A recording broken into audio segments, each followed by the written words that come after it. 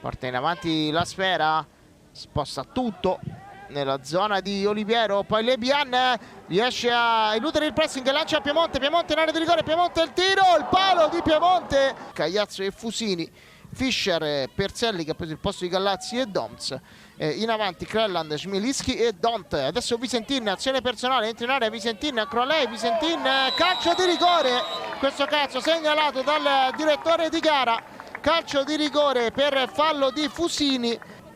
Visentin stoppa il pallone, se ne prova ad andare su Fusini che trattiene Visentin, si allunga perlomeno la maglia della numero 99, il direttore di gara non ha dubbi e concede il tiro dal dischetto e quindi calcio, prende la rincorsa, va Lebian, il gol di Lebian che va in doppia cifra in campionato, si sblocca il risultato al 48esimo, la Lazio è in vantaggio con il gol, il campo a favore di Goldoni che può guadagnare metri,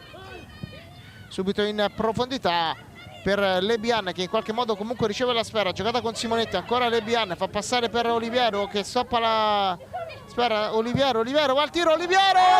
che gol di Elisabetta Oliviero, 2-0 della Lazio,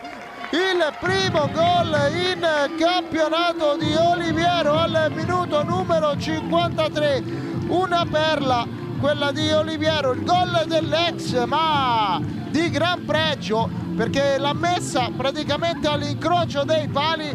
Elisabetta Oliviero non sbaglia questa occasione e poi Goldoni, allargata la sfera per Visentin che punta ancora a Fusini,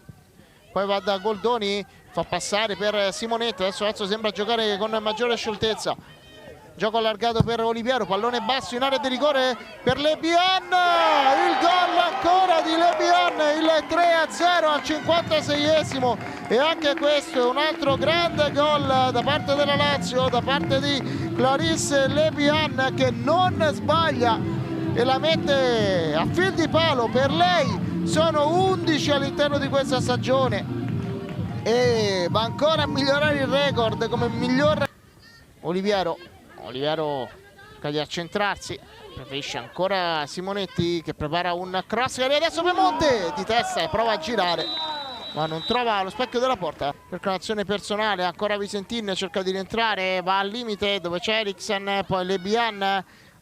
allarga dove c'è Oliviero prepara un cross che arriva adesso, la spizzata di Piemonte che trova il gol. Ancora un gol per la Lazio, il quarto gol di Piemonte all'89esimo, incornata vincente di Martina Piemonte che va in gol, quarto gol, molto parte Piemonte, va al tiro, il gol ancora di Piemonte che chiude la sfida, chiude il campionato della Lazio al 95esimo, il gol di Martina Piemonte che sigilla così